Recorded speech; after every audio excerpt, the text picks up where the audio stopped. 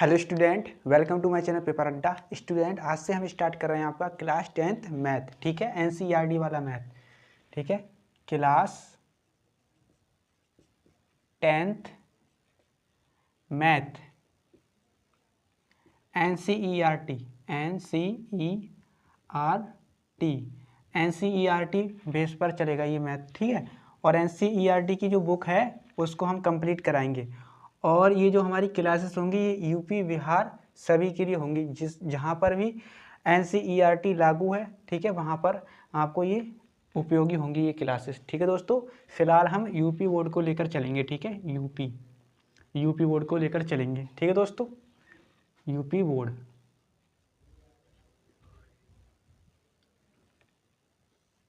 ठीक है, तो इसमें सबसे पहले हम आपको चैप्टर कराएंगे, चैप्टर नंबर 5, जिसका नाम है समांतर श्रेणी।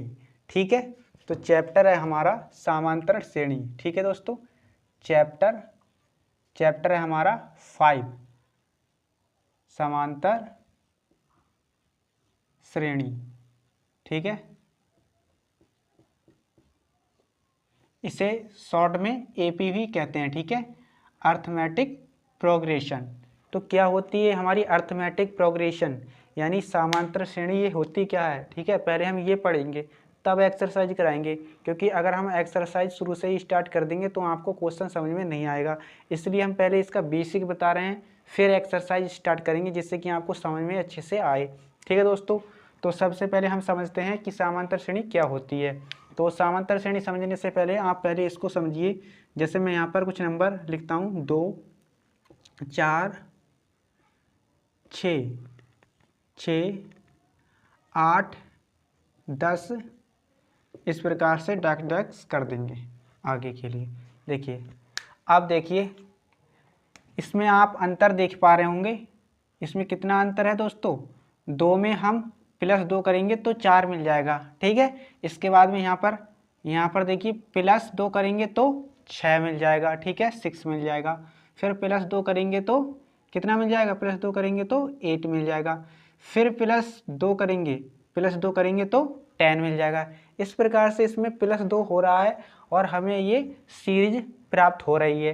तो इसमें आप देख पा रहे हैं कि जो कॉमन डिफरेंस है, जो इसका सार्वधातर है वो समान है। ठीक है, यानी 2 यहाँ पर है, 2 यहाँ पर है, 2 2 आगे 2 2 ही रहेगा। ठीक है, तो जब ये जो सार्वधातर होता है ना, ये समान होता है, तो उस श्रेणी को हम क्या कहते हैं, एपी कहते हैं, अर्थमेटिक प्रोग्रेशन, यानी समांतर श्रेणी कहते हैं। ठीक है, इसी प्रकार से एक और समझाता हूँ आपको। जैसे मान लीजिए ये ले लेते हैं -1, -3, -5, -7, -9, डैश डैश डैश, आगे तक ये चलता रहेगा। ठीक है दोस्तों, देखिए अब इसमें देखिए कॉमन डिफरेंस देखिए दोस्तों। अब माइनस का ये 1 है, तो -1 से -3 कैसे आ गया, इसमें -2 कर दिया है ना। -2 और -1, ये देखिए -2 -1 कितना हो जाएगा, -3 हो जाएगा, तो -3 आ गया। अब इसमें देखिए -2 फिर से करेंगे तो -3 और -2 कितना हो गया, -5 हो गया। फिर इसमें -2 करेंगे तो कितना आ जाएगा, देखिए -5 और -2 कितना आ गया, 7 आ गया माइनस का। अब इसमें देखिए -2 करेंगे तो कितना आ जाएगा, -7 -2 कितना आ गया, 9 आ गया। ठीक है, 9 आ गया। ठीक है, तो इसमें भी आप देख पा रहे हैं दोस्तों, इसका सार्वधातर समान आ रहा है, प्रत्येक पद का सार्वधातर समान आ रहा है, यानी -2 है। ठीक है, सब में देखिए -2 आ रहा है, तो ये भी हमारी क्या है, अर्थमेटिक प्रोग्रेशन है, समांतर श्रेणी है। ठीक है, तो ये आप समझ पा रहे हैं कि जो इसका सार्वधातर है, जो बीच का अंतर है ना, वो समान आना चाहिए प्रत्येक पद का, तो वो हमारी समांतर श्रेणी होगी। ठीक है, एक और बताता हूं मैं आपको, 1/2, ठीक है, 2/2, ठीक है, 3/2, 3/2, फिर 4/2, 4/2, 5/2, 5/2, इस प्रकार से ये चलती रहेगी। अब इसमें देखिए, इसमें पहले इसको काट लेते हैं। देखिए, इसको काटेंगे तो 0.5 आएगा, इसको काटेंगे तो 1 आएगा, इसको काटेंगे तो कितना आ जाएगा, देखिए 2 एकम 2 और 1 रह गया ना, तो 10 हो जाएगा, 2 पंजे 10, कॉमा फिर देखिए यहाँ पे कितना आ जाएगा, 2 दूनी 4, फिर यहाँ पे देखिए ढाई आ जाएगा, 2.5, ठीक है, कॉमा लगा के ऐसे आता रहेगा। तो इसमें आप अब देखिए इसमें सार्वधांतर क्या हो जाएगा, देखिए इसमें देखेंगे यहाँ से, देखिए कि 0.5 में यानी 1/2 में हमने कितना ऐड किया, हमने ऐड किया 0.5, ठीक है, 0.5 जब ऐड किया तो आ गया 1। जैसे आप यहाँ पर देखिए 0.5 0.5 इसको ऐड करेंगे तो कितना आ जाएगा, 5 5 10 का 0 हासिल 1, यहाँ पे आ जाएगा 1, तो ये पॉइंट यहाँ पे लग जाएगा यानी कि 1 आ गया। तो ये देखिए 1 आ गया, ठीक है। अब आगे देखिए इसमें फिर से 0.5, इसमें फिर से 0.5 ऐड करेंगे तो 1 में 0.5 यानी 1 में आधा जोड़ोगे तो कितना हो जाएगा, 1.5 हो जाएगा, तो 1.5 लिखा है 1.5। फिर इसमें देखिए फिर से ऐड करेंगे 0.5 ऐड करेंगे तो देखिए 1.5 में 0.5 ऐड किया तो 2 हो गया, यानी कि 1.5 में आधा जोड़ेंगे तो 2.5 हो जाएगा, सॉरी 1.5 में आधा जोड़ेंगे तो कितना हो जाएगा, 2 हो जाएगा, तो 2 आ गया। अब फिर से इसमें देखिए फिर से जोड़ेंगे 0.5 यानी आधा जोड़ेंगे तो 2 में आधा जोड़ दिए तो 2.5 हो गया, ठीक है। इस प्रकार से ये आती रहेगी। तो इसमें भी आप देख पा रहे हो जो सार्वधांतर है, जो अंतर है वो समान है। देखिए दोनों पद, सभी जितने पद हैं इसमें जो अंतर आ रहा है ना वो समान आ रहा है, यानी इसका सार्वधांतर कॉमन डिफरेंस बोलते हैं इसे, ये समान है दोस्तों। तो ये भी हमारी क्या है, अर्थमेटिक प्रोग्रेशन यानी समांतर श्रेणी है। तो आई होप आपको समांतर श्रेणी के बारे में थोड़ा थोड़ा आप क्लियर हो रहा होगा कि समांतर श्रेणी क्या है, ठीक है। अब इसकी डेफिनेशन पर आते हैं, ठीक है। अभी तक मैंने आपको समझाया ये कि जो समांतर श्रेणी है वो क्या है, ठीक है। ये शॉर्टकट में मैंने बता दिया आपको, इसको आप नोट करिए दोस्तों। और अब मैं आपको डेफिनेशन लिखाता हूँ कि समांतर श्रेणी की परिभाषा क्या हो सकती है, ठीक है। तो इसको नोट करिए दोस्तों, मैं इसको रफ कर देता हूँ। तो अब पढ़ते हैं दोस्तों समांतर श्रेणी की डेफिनेशन, ठीक है। हेडिंग डालेंगे समांतर श्रेणी, समांतर श्रेणी यानी अर्थमेटिक, मैटिक प्रोग्रेशन,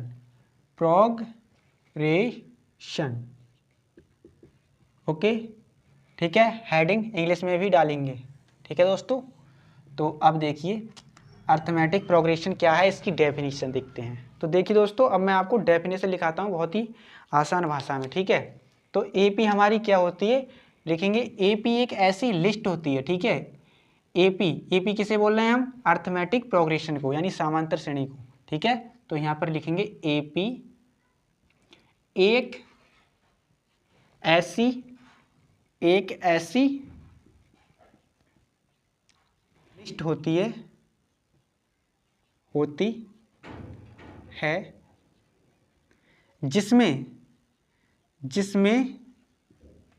जिसमें अगला अंक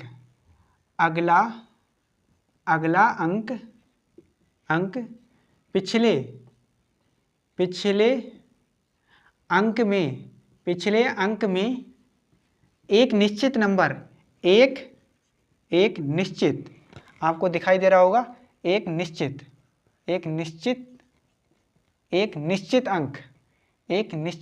अंक यानी फिक्स नंबर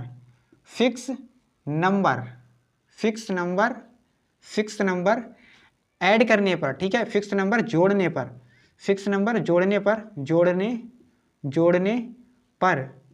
प्राप्त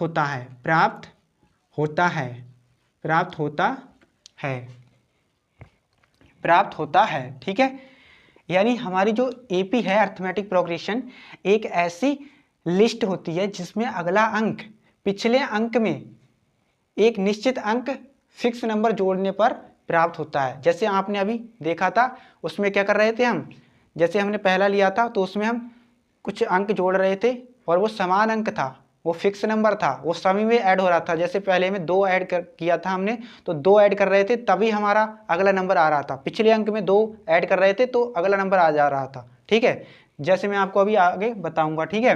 तो पहले इसको आप यहाँ तक नोट करिएगा, फिर लिखेंगे आगे ये fix number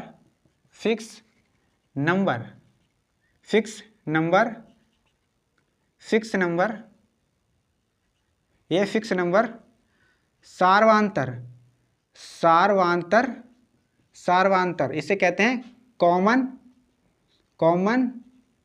difference, common difference के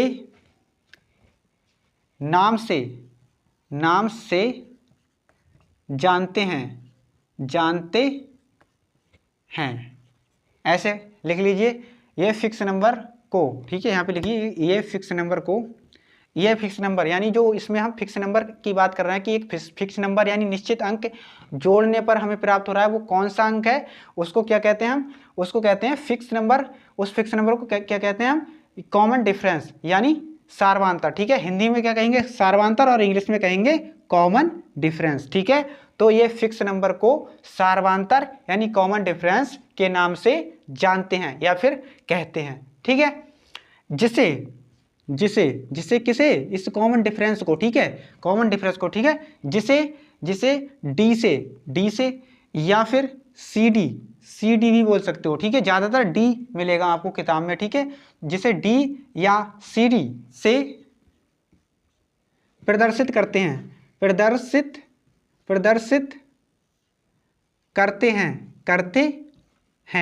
ठीक है दोस्तों। आप ज़्यादातर डी पर ध्यान देना, ठीक है। सी डी इस प्रकार से, इसको भी कॉमन डिफरेंस बोल सकते हैं, ठीक है। सी लिख दिया यहाँ से और यहाँ से डी, तो कॉमन डिफरेंस, ठीक है। या फिर डी, केवल डी से, ज़्यादातर किताब में आपको डी ही मिलेगा, ठीक है। अगर सार्वंतर की बात आएगी तो डी आएगा वहाँ पे, ठीक है दोस्तों। तो ये फिक्स नंबर को हम डी से रिप्रेजेंट करते हैं यानी कि डी से लिखते हैं, ठीक है। यहाँ तक बात समझ में आई है आपको, इतना नोट कीजिए दोस्तों।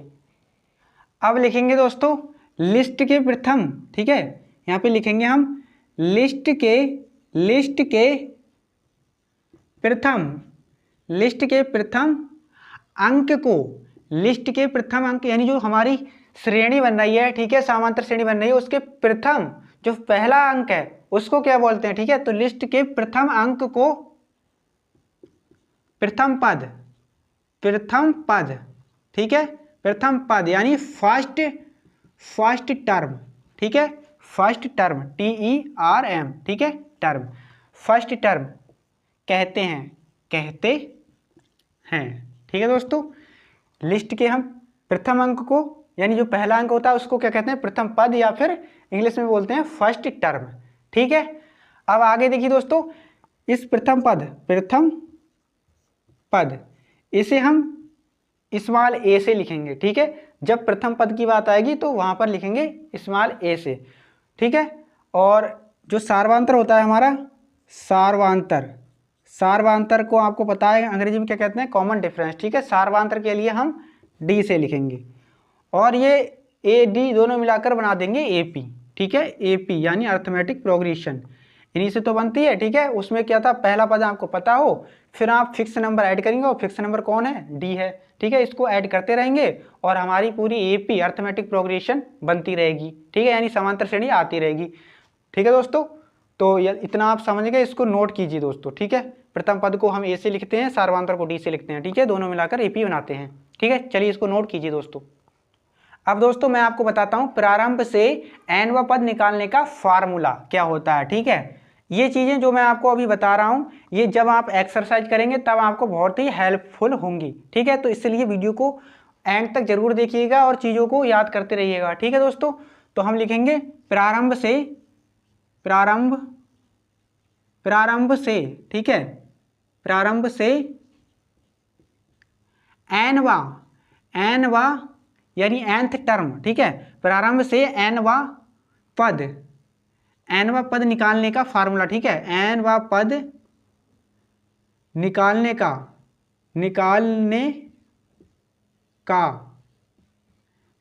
का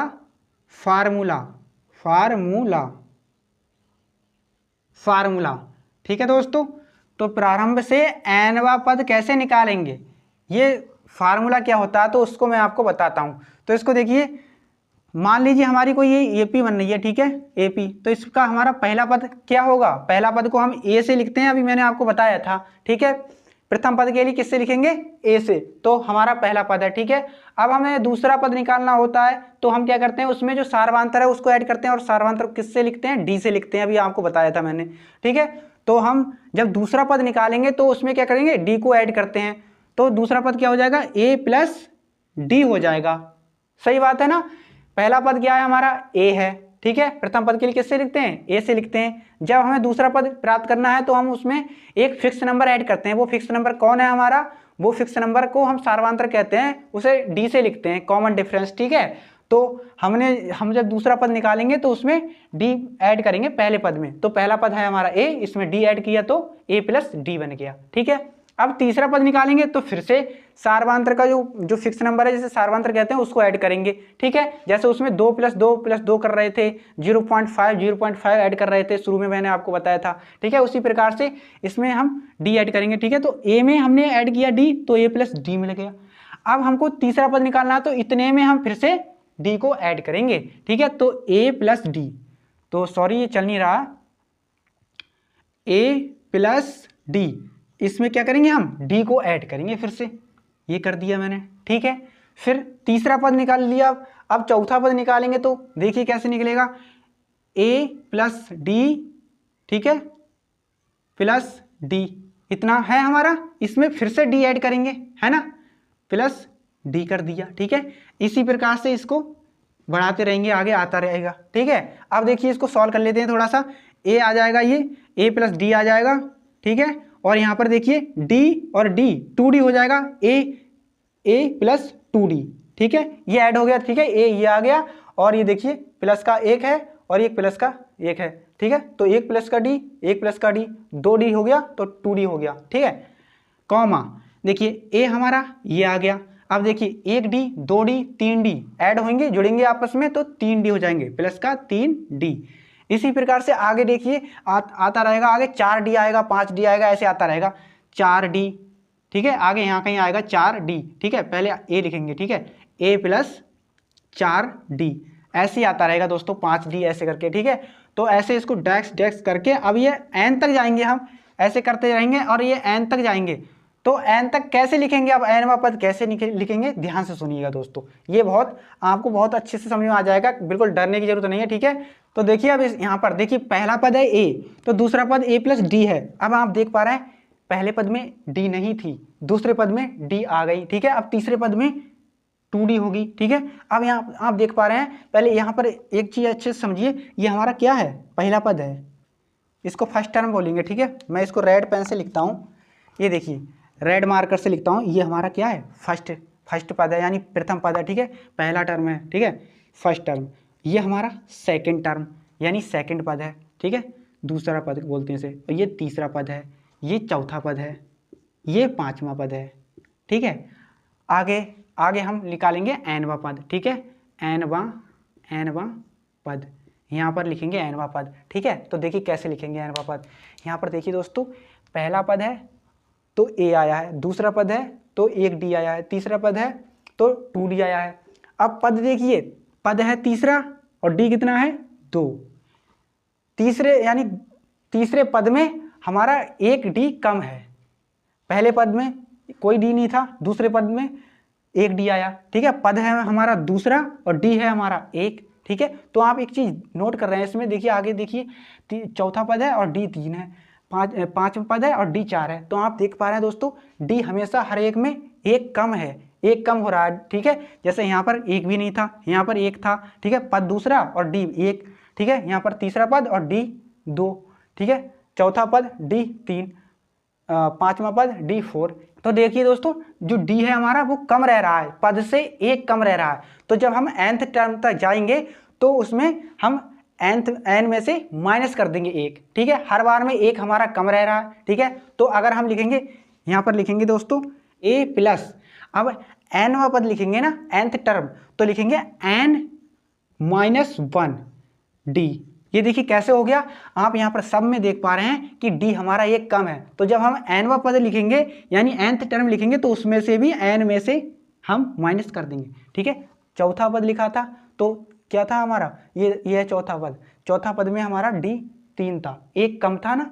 ऐसे ही पांचवें पद में d 4 है तो एक कम है। इसी प्रकार से अब nवां पद लिखेंगे हम, nवां पद, तो nd नहीं लिखेंगे बल्कि n में से एक माइनस कर देंगे। जैसे इन सब में एक अपने आप से कम है ना, वैसे ही वही माइनस कर देंगे तो n-1 हो जाएगा। आई होप आपको समझ में आया होगा, ठीक है। फिर से समझाता हूँ एक बार, समझ में नहीं आया है तो देखिए, यहाँ से हमने देखा ए हमारा पहला पद, ए प्लस डी दूसरा पद, ए प्लस 2d तीसरा पद, ए प्लस 3d चौथा पद, ए प्लस 4d पांचवा पद। इन सभी में आप पा रहे हैं कि हमारा जो डी है वो पद से एक कम है। जैसे पहला पद है तो इसमें डी है ही नहीं, दूसरा पद है तो इसमें डी एक है, पद दूसरा है डी एक है, तीसरा पद है और डी कितना है 2 है, चौथा पद है तो डी कितना है इसमें 3 है। यानी जितना पद आ रहा है उसमें से डी जो है हमारा एक कम हो रहा है। तो अगर मैं यहाँ पर nth टर्म लिखूंगा यानी nवां पद लिखूंगा तो मुझे पहले वैसे अगर ऐसे लिखूँ a प्लस एन डी, ठीक है, तो ये पूरा आ जाएगा ना। अगर nवां पद ये है तो पूरा n आ गया, लेकिन हमारा क्या है सब में कम है तो मैं n ना लिख के n-1 लिखूंगा, ठीक है। यानी यहाँ पर जो आ रहा है वो कम आ रहा है ना, जैसे पांचवा पद है तो यहाँ पर 4 आया है, 5 नहीं आया है, ठीक है। तो ऐसे ही अगर यहाँ पर मैं nवां पद लिखूंगा तो n नहीं लिखूंगा बल्कि n में से एक कम कर दूंगा, तो n-1 लिखना चाहिए, n-1, तो वही लिखा जा रहा है यहाँ पर n-1d प्लस ए, ठीक है। अब तो क्लियर होगी बात, ठीक है। अब इसको फटाफट से नोट कर लीजिए, ठीक है, यहाँ तक। ये हमारा क्या है, ये हमारा फार्मूला बन गया nवां पद निकालने का, ठीक है। तो ये हमारा फार्मूला है दोस्तों, ये हमारा nवां पद है। क्लियर है, चीज़ें आई होप आपको अच्छे से क्लियर हो गई होंगी। तो आप इसको नोट कर लीजिए दोस्तों, ठीक है, करिए इसको नोट। अब दोस्तों मैं आपको कुछ एग्जाम्पल लेता हूँ, ठीक है, एग्जाम्पल से मैं आपको कुछ समझाता हूँ। देखिए मान लीजिए यहाँ पर हमारी एक ये AP है, अर्थमेटिक प्रोग्रेशन है, ठीक है। जैसे मान लीजिए देखिए 5 है, फिर 10 आ गया, 15, 20, 25, इसी प्रकार से ये चलता रहेगा।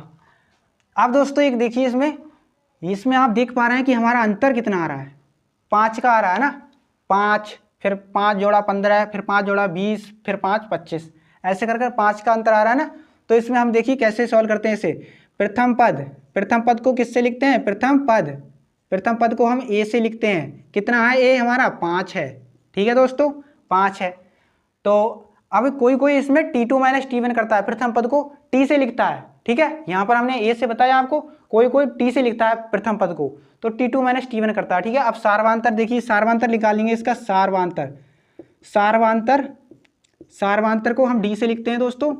कैसे निकालते हैं, T2 - T1 करके, T2 - T1, ठीक है। पहला पद हमारा क्या है ए है, या फिर आप ऐसे कर सकते हो A2 - A1, ठीक है। अगर आप प्रथम पद के लिए ए मान रहे हो तो A2 - A1 कर सकते हो, ठीक है। और प्रथम पद को T मान रहे हो तो T2 - T1 कर सकते हो, है ना। तो T2 ये रहा हमारा T2, ठीक है, दूसरा पद और माइनस पहला पद। तो दूसरा पद क्या है 10, क्या है 10 माइनस पहला पद क्या है 5, तो कितना बचेगा 5 बचेगा, ठीक है। ये डी आ गया, यहाँ का डी आ गया। अब और आगे चलेंगे तो इसका निकालेंगे। अब देखिए अब इसमें T2 कौन हो गया, ये हो गया, और T1 कौन हो गया, ये हो गया।